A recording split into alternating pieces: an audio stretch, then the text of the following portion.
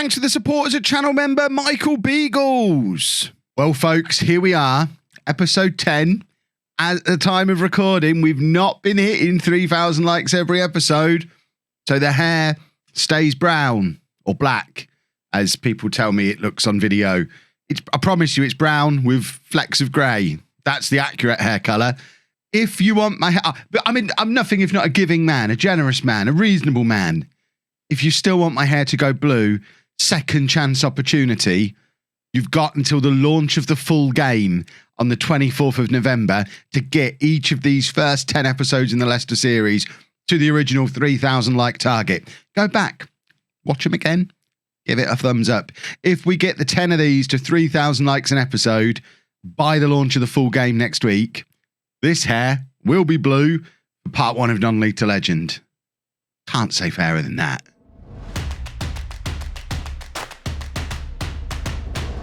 Hello and welcome to part 10 of my FM21 beta save with Leicester. I'm Kevin. Coming up on today's episode, we're going to play as many games as it takes to get into the Champions League or throw a massive bottle job.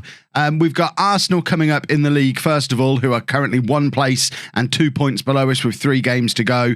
We've then got Leeds and West Brom as potential other games as well. If you're worried that, but if he beats Arsenal, he's in and then the episode will only be 8 minutes long, don't worry, we'll do at least 2 matches minimum. So even if we beat Arsenal, you're not going to get a spoiler from the episode length. I guess if it's like a 40-minute episode, you know we had to play all 3 games and it all went wrong. So it's a mini spoiler.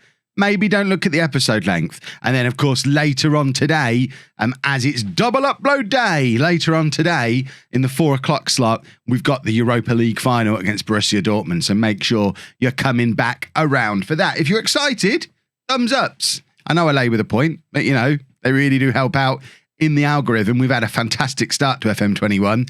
I'd like to keep that rolling through. So thank you to everyone who is liking every video. Thank you to those of you who are going to start liking every video now. Should we play some football matches? We haven't done anything since the walkout at the end of the Liverpool game. I've had a sleep. I've had a rest. Normally I would, at the end of the season, I'd just do the videos back to back to give myself a little bit of time off later in the week. I couldn't cope with being in this save after what happened against Liverpool yesterday. So I'm well rested. I'm back. And now we're hopefully going to turn things around against Arsenal. This is the team that we're going to put out there to try and do exactly that. It's Schmeichel in goal, a back four of Emerson, Diakabi, Soyuncu and Ricardo Pereira. Phillips at the base of the midfield. Tielemans an hour ahead of him. Origi, Edouard and Ikone are the front 3. Has settled? Oh, this is new. I haven't seen this before. This is because of the whole Brexit thing. Has settled status until 31st of December 2023, so not treated as a foreign player. So these are all the players who are currently foreign players, but don't get treated as foreign players as part of the Brexit hangover. I wonder if they can qualify as English before then. So 994 days for Tielemans to get his English citizenship. Does he become foreign before then? Does it? I don't understand. We've got a new work permit tab here. Has settled status and would stand a good chance of qualifying for work permit. So we don't necessarily need to worry about that anyway. But maybe for some of the more fringe players, who would we count as a free? I mean, even someone like Mbabu at 26 years old, I wonder if he'd get a work permit. He has a good chance. Oh, he's got a work permit at the moment. So he's got a work permit anyway because we brought him in after the change. Perhaps we don't need to worry about this stuff yet, but it is interesting to notice. That's the first time I've noticed that. It's probably been there since January. I've just not noticed it because I've been busy with other things like getting smashed by Liverpool. But hopefully we put it all behind us. We pick up a win here against Arsenal and everybody's happy. Go to match. And just, I'll be happy. I'll even take finishing 5th, winning the Europa League as long as we don't lose 8-0 again. Right, let's pump the fists. Say we can qualify for the Champions League here today because we can. We only need, is it 1 point? What are we? We're 9 points clear of Chelsea. They've got 3 games left. So we need 1 point from our final 3 games. If we somehow don't end up in the Champions League, there's not a chance that we're winning the Europa League because our morale will be absolute rock bottom after a run like that. So we do kind of need to get back into some kind of form just to give us any chance in the Europa League, or we could. If we lose our next 3 games, we're going to lose the Europa League as well, and we could end this season back in the Europa League. I'd sack me after that from the position we're in. I know it will probably still count as an overachievement on the pre-season targets, but I think I would still sack me because it's all there. It's all easy to do. We can't mess it up from here, surely. I mean, that graph says it all. Look how clear that graphic is about what's going on. That emphasizes that we've got to get there. And at the moment, we are going to get there because we're getting the point. And the point is all important. As it stands, Chelsea have now kicked off in their game. So I think was at 8 points clear with 2 games remaining as things stand. So even a draw gets us there, which we already knew. We knew that before kickoff. At least we're not losing 8-0 yet. There you go. We should have switched to direct passing, but we didn't, and now our passes are connecting well. So not only are these graphs meaningless, they always contradict themselves as well. Ignore the graphs. Get these I wish there was a way to turn this nonsense off. I love a lot about FM21. These, I think they've just been put in so we've got something to meme, haven't they? They're just all over Twitter. Right, 70 minutes on the clock. It's time for us to have a look at fitness levels and make some changes because although obviously we want to win this game, we also want to make sure that we're not risking anybody before the Europa League final. So Kone can come off or under, Tielemans can come off, and we'll bring Ndidi on for him. And we're just going to drop Ndidi back in there. Phillips can go a little bit further forward. That will do for now. I think what we might do is just fire him up as well. Let's see if we can go and grab a goal because we are the home team. We have been, up until these last couple of matches, we've been in the form of the best form in the history of Leicester City Football Club, which is an unusual thing to say for a club that won the league in the last 5 years, but they never had a run of consecutive wins like the one we've been on this season. It's only our slow start that's kept us out of the title race this year, and that was because we signed so many players, so it took time for them to settle in. So hopefully this little blip against Liverpool is just a little blip against Liverpool, and we can come back today. Emerson plays it across to Phillips, who's got a little bit of space, finds under. He's got a huge overlap, but instead finds Edouard, who had a massive opportunity. He should have put that away, but it's a good save from the Arsenal goalkeeper. We have got a corner and hopefully another opportunity to try and go ahead in this game. Soyuncu with the header that goes just over. 0-0, 18 minutes to go, and it's Arsenal with a goal kick. Aouar is apparently now tiring. They're suggesting bringing on Harvey Barnes. I'm just going to click do it. That's the next change I would have made anyway. I don't always need to be fiddling, pressing the buttons myself. Sometimes the assistant manager gets it right. I'm going to demand more, just in the hope that we can grab a winner. It looks like Champions League is done anyway, because I think Chelsea are losing. So Champions League should be a thing that is happening. Can we get this out of the way so we can see the latest scores? Brilliant. I think we've qualified. I am happy with the performance. Not losing against Arsenal after what happened against Liverpool is a good result, but we do need to pick up some wins in those. How are Chelsea now down to 35 games played? They were showing us 36 played during the match. That's weird. So we've qualified for the Europa League and then 20 minutes later qualified for the Champions League. So Chelsea must have been a late kickoff, but we have now qualified for the Champions League. We've got our next season budgets out there. This is where we're going to find out the impact that the transfer policy we had earlier in the year has had. I think I'm going to do a standalone video on this because lots of people have asked about it, and this is kind of going to be the final part of that. But we had a budget of £1 million. We spent £100 million. What impact is that going to have? We were originally projected to have a £33 million budget for this coming season. Are we still going to get any kind of budget? Because we've spent next season's budget already. We've got Divock Origi coming in, and we've got Undub coming in.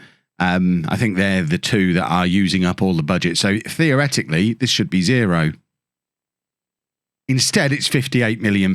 So what that's telling me is you probably still need to be careful with the instalments, because I was hoping that in FM21, if we had a mad season on instalments like the one we've had, it would actually be reflected in upcoming transfer budgets. But clearly, that's not the case. We have gone crazy with our spending. I know we've got into the Champions League, but look at what happens to our projections, and we've been given a massive budget.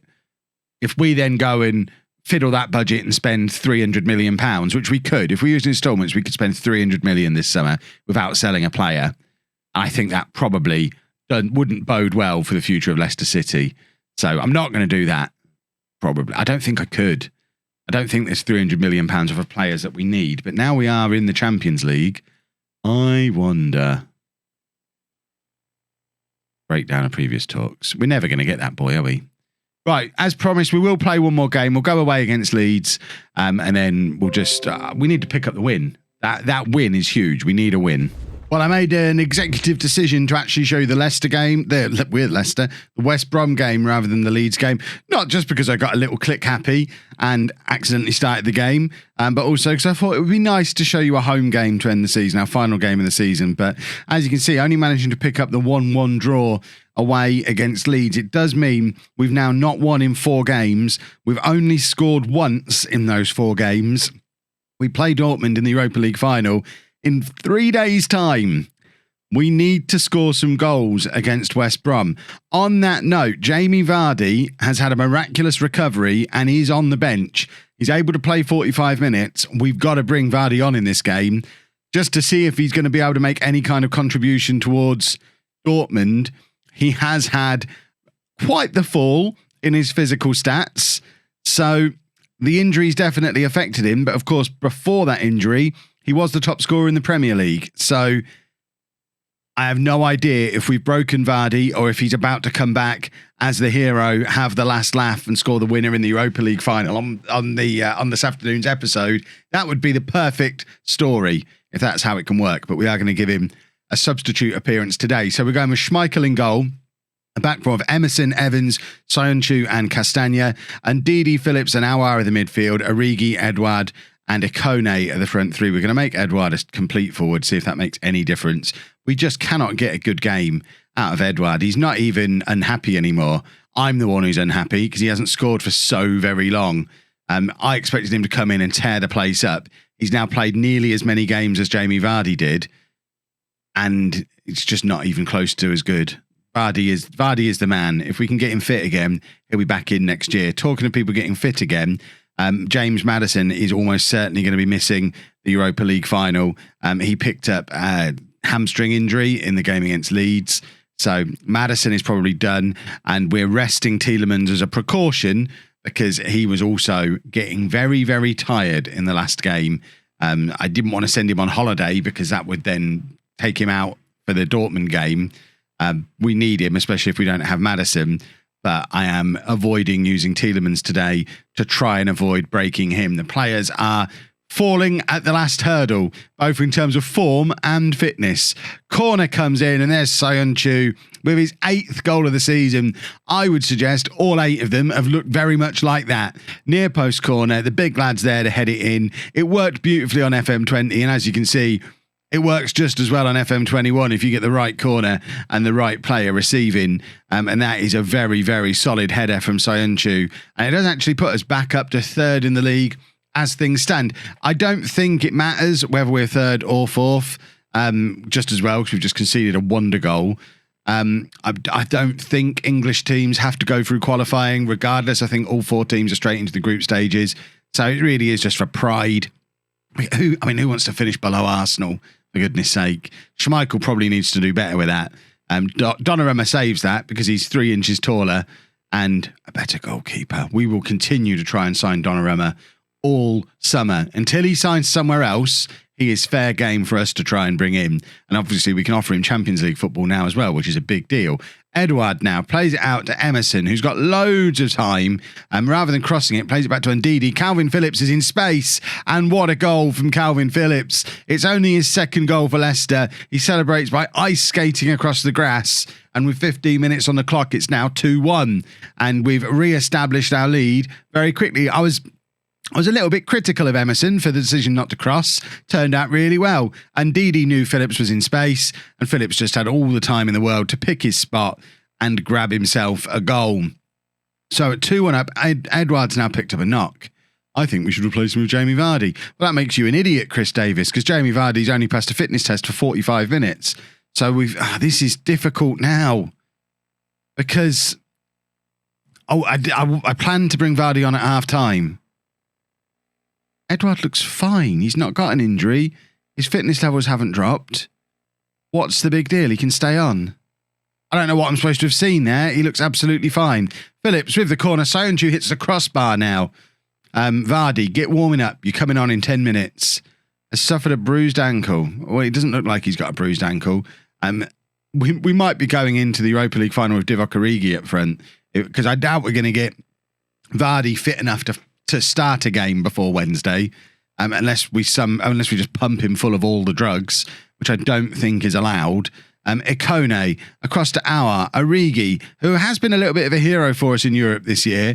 So it won't be a disaster if we have to play Origi. Emerson, his poor control actually led to that working quite well. Emerson playing it into who I think is offside. The referee does look like he's going in to investigate. I'm not quite sure why he's running towards the ball. You might want to just listen to your little earpiece, ref. There you go. He's got his finger in his ear. We're checking the goal, which obviously means it's disallowed, because they're always disallowed when they go to VAR and it's back down to 2-1. Aouar was stood offside. Oh, do you know what? It's so close, but he is offside.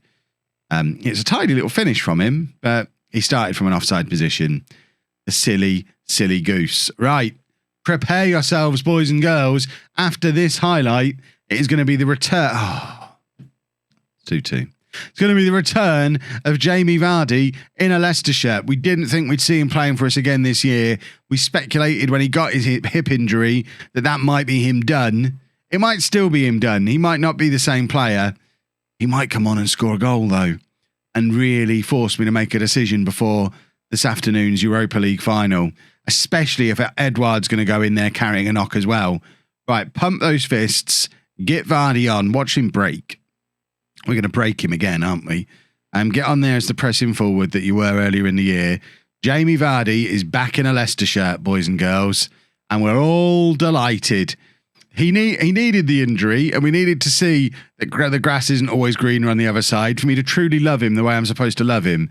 And now I do. And now, rather than looking for a Vardy replacement, I'm looking for some kind of age reversal serum so that we can get him back to like 26, 27 and just make sure he's in the team for the rest of the series. Ikone's got a huge overlap here from Castagna, who's got all the time in the world to pick his spot. There's Jamie Vardy, and there's his 24th goal of the season. He's back, boys and girls.